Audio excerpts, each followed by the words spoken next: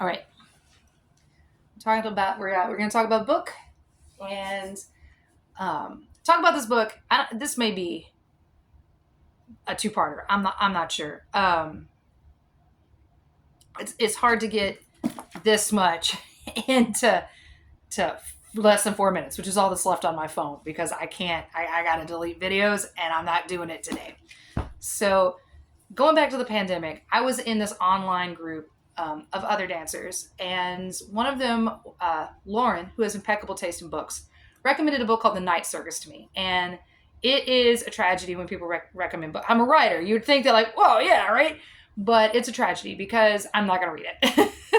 I'm too bored to buy it, and I can't do libraries. Like, I know, but like, 2 weeks fly by. I haven't read the book that I checked out.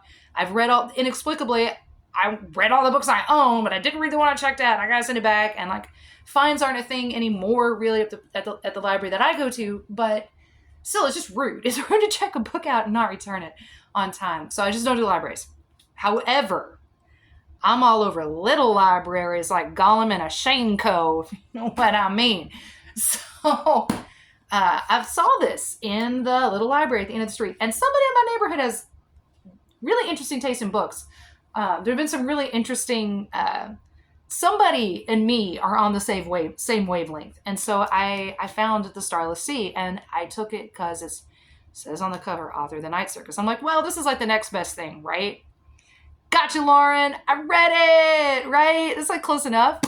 And the book is phenomenal, and I highly recommend it. I don't know how much I'm actually going to talk about the book in the next 2 minutes that I have, but because there's a lot going on here. I will say it is, you may pick it up and be put off at first because it is in present tense, third person present tense.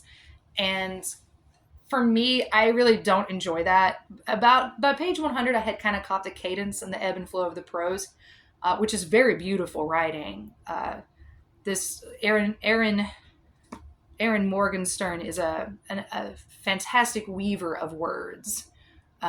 So it's just beautiful. There's a lot in here that you're reading, and you can just tell that it's being written because it's beautiful, and it's beautiful because it's being written, you know? And that's fucking fine. Like, no notes, great job, you know? But I will read for you the worst blurb ever.